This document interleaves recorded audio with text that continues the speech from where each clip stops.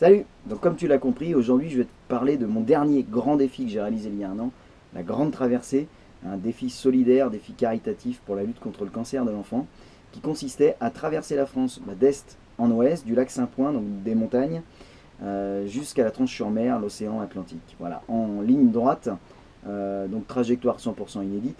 J'ai réalisé ce défi en duo avec ma chienne Apache, qui a été entraîné avec moi pendant un peu plus d'un an et demi, suivi aussi par une équipe vétérinaire, qui nous a permis d'être sûr de ses capacités, de son envie aussi à m'accompagner dans ce défi.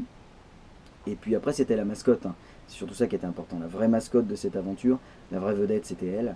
Et l'objectif, c'était surtout qu'elle fasse un maximum de kilomètres avec moi. Après, elle marchait tout ou partie de la distance, c'était pas trop un souci. L'objectif, surtout, c'était qu'elle vienne s'amuser avec moi, et ça, c'est très important. Ce défi était solidaire, voilà, pour la lutte contre le cancer de l'enfant.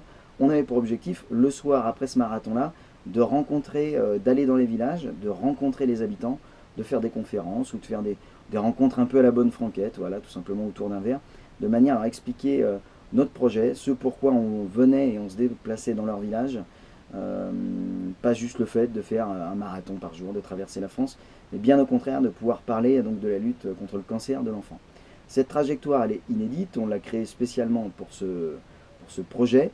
Ça a eu lieu donc au mois de juillet hein, l'année dernière, sous la canicule, sous la chaleur. Ça n'a pas été toujours évident. Moi j'ai perdu 7 kilos, Apache a perdu 1 kilo. La chaleur nous a pas vraiment aidé, moi qui suis un passionné du Grand Nord.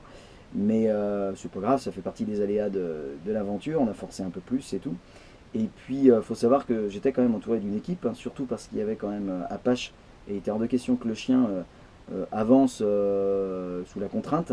Donc on avait une équipe quasiment de 15 personnes qui nous a permis de pouvoir venir récupérer Apache tout simplement si elle était fatiguée, de préparer aussi un petit peu les rencontres avec les habitants, hein, puisqu'ils avançaient avec une caravane officielle qui nous permettait aussi le soir de pouvoir récupérer correctement avant de repartir le lendemain. Et puis, si j'étais pas très lucide, de pouvoir aussi répondre aux médias quand j'étais un petit peu fatigué. Donc un grand merci à l'équipe qui a été autour de moi, puisque c'est bel et bien un défi d'équipe. Après La France est belle, ça m'a réconforté et rassuré, même si j'en étais un peu déjà persuadé. Mais la France est belle, la France rurale, les gens non seulement sont sympathiques et sont accueillants, et ça j'en étais intimement persuadé, mais en plus la France est belle. Il y a vraiment plein de beaux endroits à découvrir. Alors honnêtement, je ne parle pas forcément des grandes villes, puisque les grandes villes c'est pas mon truc, et j'aurais du mal à vous en parler, puisque je vais plutôt moi visiter les forêts et la nature environnante que les grandes villes.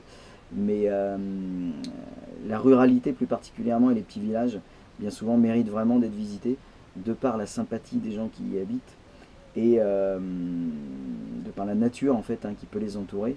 Il y a des très beaux sentiers de randonnée un peu partout en France. On a de la chance d'avoir aussi de belles montagnes un peu partout malgré tout et des beaux GR, et la France mérite vraiment d'être traversée, d'être visitée, d'être parcourue de long en large, en travers. Voilà. Après, pas forcément au rythme fou que moi je me suis imposé, hein. La trajectoire et ainsi que les villages, je vais vous les mettre en description pour ceux qui souhaiteraient faire éventuellement euh, ce type de trajectoire. Donc je vous mettrai les villages et les étapes que j'ai pu faire, à savoir que je vous conseille de doubler les étapes si vous souhaitez ne pas être trop fatigué évidemment, et peut-être visiter un peu plus, ce que moi j'ai pas pu forcément faire, étant donné que les kilomètres ça me forçait à avancer quand même relativement rapidement.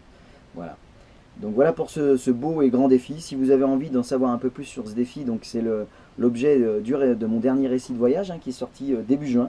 Donc n'hésitez pas à le commander sur Amazon, tout simplement, Pascal Pavie, la grande traversée, ou sur internet, hein, sur mon site internet pour ceux qui le souhaitent en version papier et dédicacée, donc sur le site pascalpavie.fr. Je me ferai un grand plaisir de vous le dédicacer et de vous l'envoyer. En achetant ce livre, donc vous faites une bonne action, puisque 100% des bénéfices sont reversés à la lutte contre le cancer de l'enfant, et vous allez en même temps voyager à mes côtés et aux côtés de Apache pour découvrir une belle France comme moi je les aime. Voilà. Donc à savoir, donc pour conclure avec ça, que ce défi nous a permis de récolter plus de 2600 euros pour la lutte contre le cancer de l'enfant, grâce à une cagnotte qu'on a fait sur le site Hello Asso. Donc un grand merci à toutes les personnes qui ont participé. Voilà, et ceux qui souhaitent continuer, aujourd'hui ça se fait au travers du livre. N'hésitez pas à acheter le récit de voyage. Voilà. J'espère que cette vidéo vous a plu.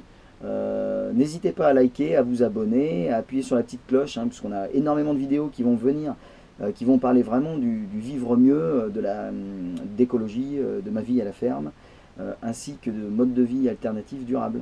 Donc n'hésitez pas à rester connecté et à suivre les prochaines vidéos. Voilà, et surtout n'oubliez pas, vivez vos rêves. À plus.